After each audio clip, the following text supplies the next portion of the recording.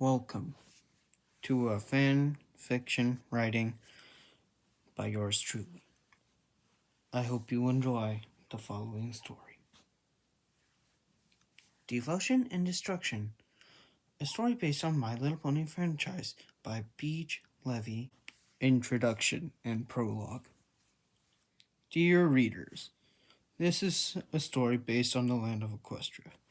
This My Little Pony universe has a world of ponies. These ponies have 3 different qualities. The Earth ponies are just like normal ponies. They work the land and don't have much in the way of special abilities. Unicorns are Earth ponies but with magic. Usually a unicorn's magic has a certain theme, but the main group of ponies are called Pegasi. These variants of Earth ponies with wings, every pony has a unique talent or theme to them. These are portrayed by what's called a cutie mark. The cutie mark is how a pony expresses their talent. There's one last thing you should know. A pony with all the features, such as wings, horn, and just being a normal pony, I guess, as well, is known as an aliquan. These are the most rare in Equestria. It was a peaceful day. Every pony was joyful, smiling to their neighbors. Everything was perfect. But with everyday beauty comes a darker day ahead. But the question remains, when? No one saw it coming, not until she arrived. Chapter 1. The air was light. The breeze softly pulled and pushed at the green brush into lovely scenery. Cinder Starshadow was taking her daily afternoon walk down the streets of the town. Ponyville was quite a quaint town. Every pony knew each other, and they'd always been the more peaceful villages in the area. Cinder always enjoyed her walks down the streets around town square. She'd often come to town at a hard day's work at her mother's farm. The Earth Pony was the smartest of her family, and always had bright ideas on how to make the farm work easier. But Ponyville, the village's inhabitants greeted her with a smile and a nod. Cinder was finishing up her walk as she headed back to the farm when an odd glimmer caught her eye. She approached the shining light carefully. A small brooch lay in the grass. Its glowing green and white design seemed to call to her. Hello, Cinder. Cinder gasped. The brooch was talking, but not just to anybody. It was talking to her. Hello? Do you belong to some pony? This was a situation she never thought she'd be in.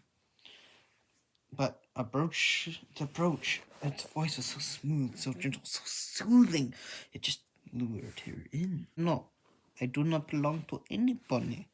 I belong to those I choose. You should consider yourself very lucky, Cinder. I never just pick any pony. I pick them because the potential they show. You, Cinder, have the greatest potential I've come into contact. If you are willing, I can show you your fate, but only if you put me on. Cinder considered the offer. She never received any meaningful compliments from her moms on the farm. They'd always been too caught up in their love for each other. This opportunity was incredibly tempting. After a small amount of staring into space, she made her decision. I accept, but how should I know I can trust you? I don't want to put myself in a situation with strangers. Mommy Applejack said I should never trust strangers. They might be liars, but you are the only nice thing I know. The brooch considered this question. After a long time, it had come up with its answer. Now, would a brooch ever lie? Even if I could, why would I do such to a young filly such as yourself?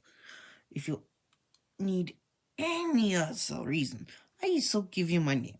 Every pony knows that if a name is used, they will no longer be strangers. A name has power. So, the reason was there, but it didn't seem right.